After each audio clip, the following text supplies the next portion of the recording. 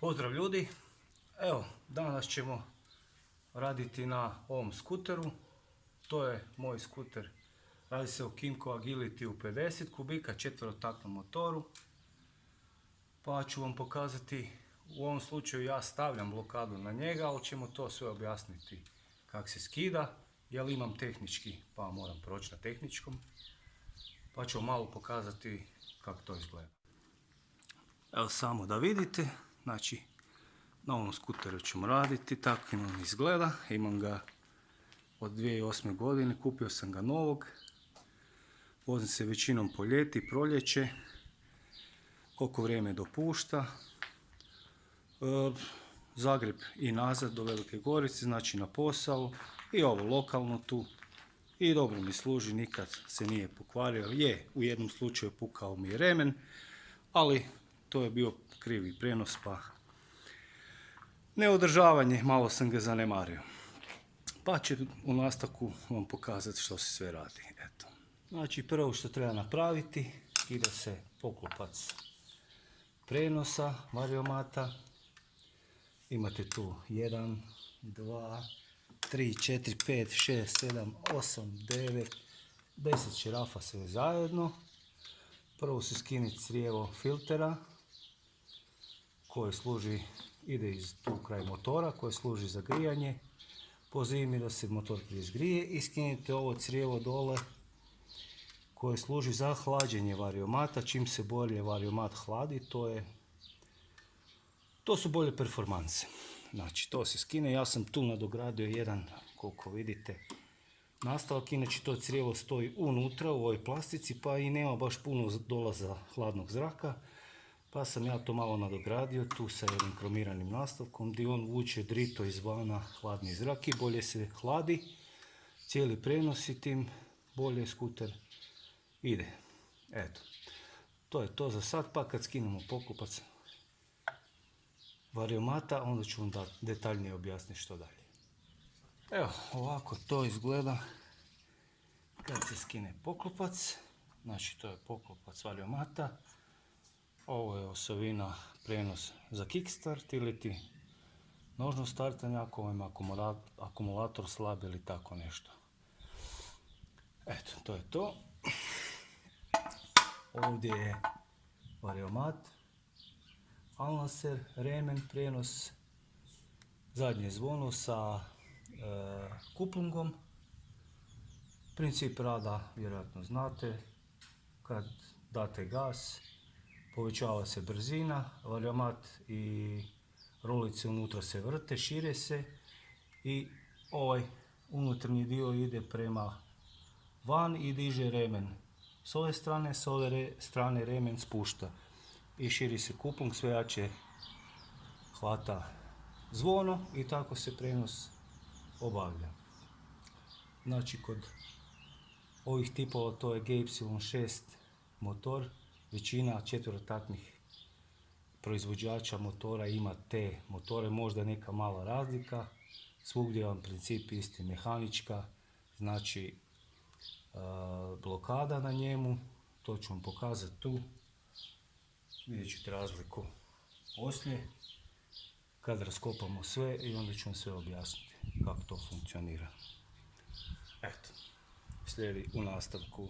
Što se tiče skidanja ovog variomata, za to vam je najbolje pištolj na zrak ili ako imate baterijski pištolj, najjednostavnije. Znači postoji ključevi koji se mogu u motocentrima kupiti, blokade za ovaj zupčanik i ključ gdje možete to ručno čirafiti, ali ovo vam je najjednostavnije. Evo, ovako to izgleda.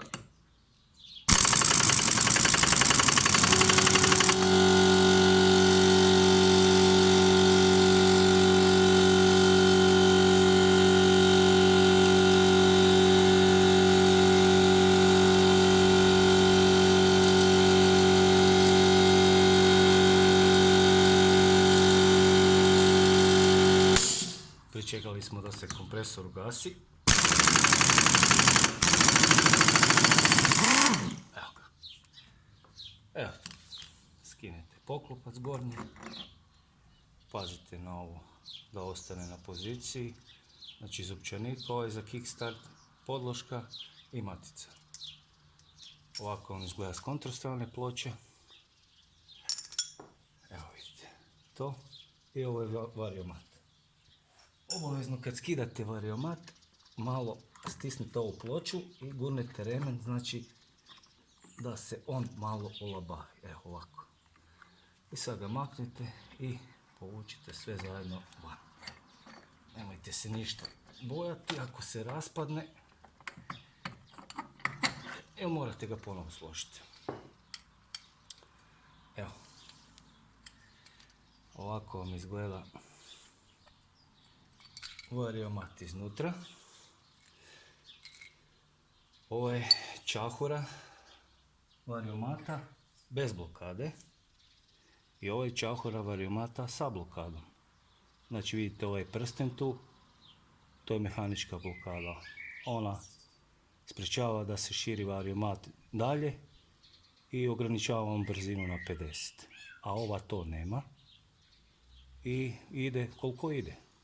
Znači kod ovog slučaja, u mom slučaju je ovo sportski variomat na raku, isto tako i zadnja lamela.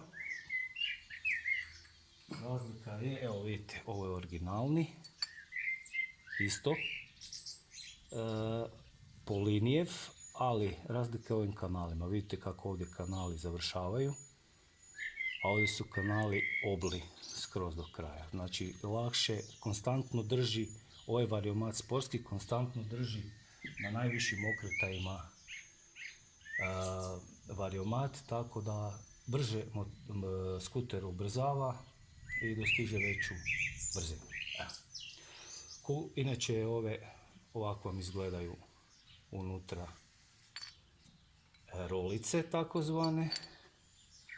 To su mali vajčići. Nemojte nikad stavljati više od, znači na ovom skuteru su 5,8 grama ili 5,80, a ovdje su 5,10. Znači nemojte više od 50 do 60, 70 grama više od toga stavljati lakše rolice ili nećete postići ništa. Znači ići će brže ubrzanje, a krajnja brzina će biti spora. Znači budite od 50 grama do 80, to vam je optimalno.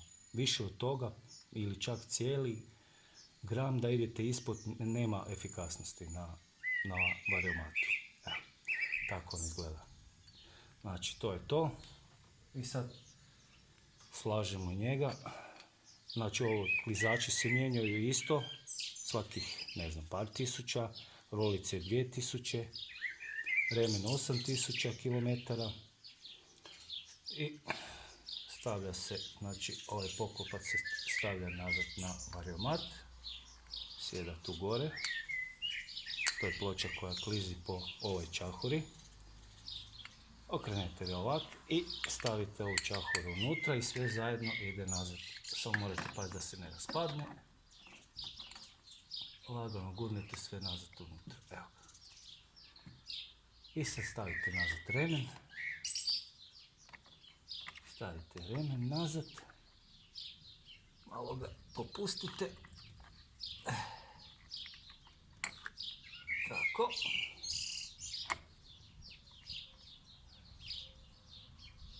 Vraćamo gornju ploču nazad.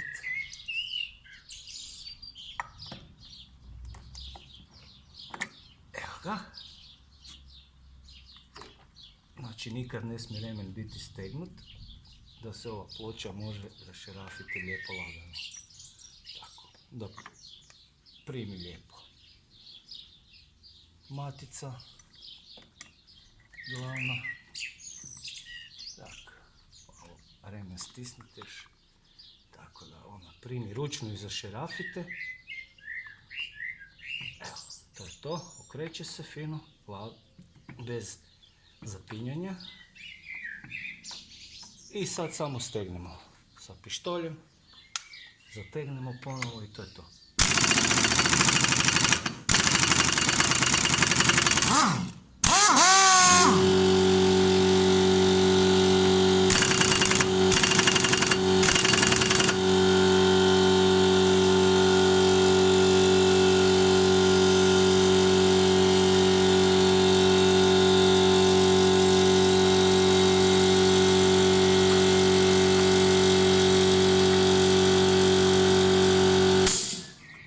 Poslije malo ovaj remen ručno razradite, otpustite da se vrati nazad gore, da se varimat napne sam.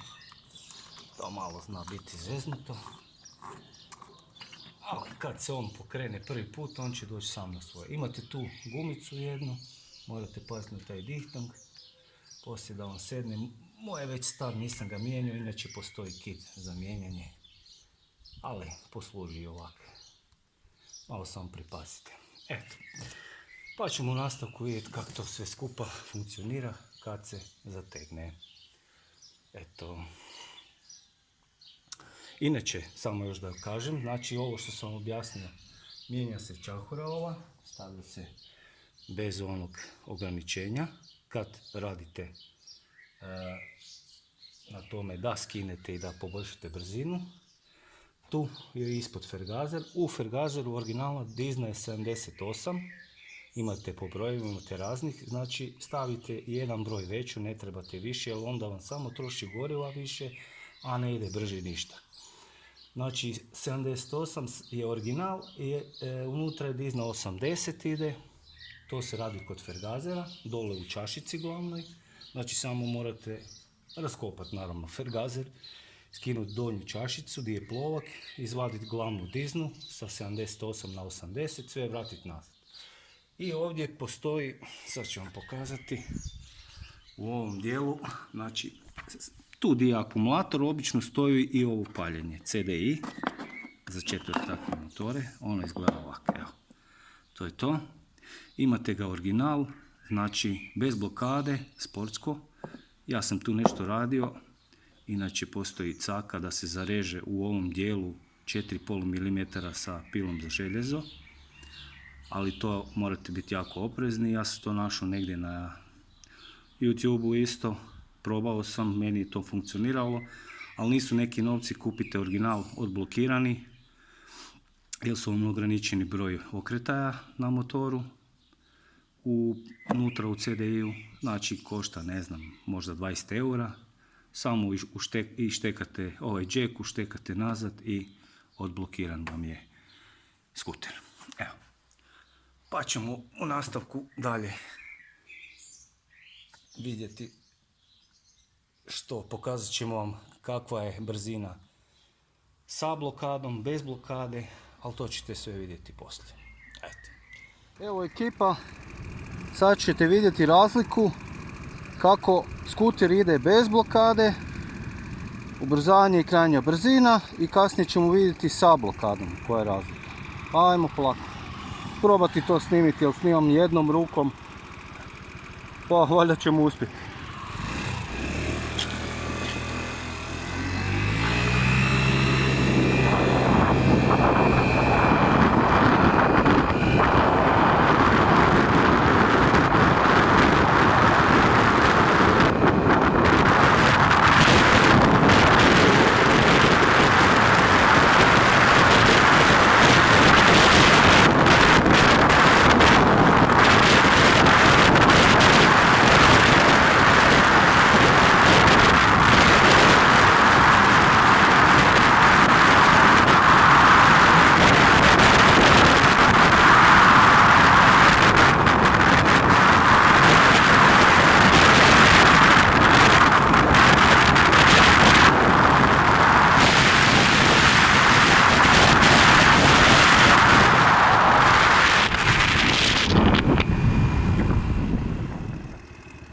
Evo vidjeli ste kako skuter ide bez blokade, sad ćete vidjeti sa blokadom.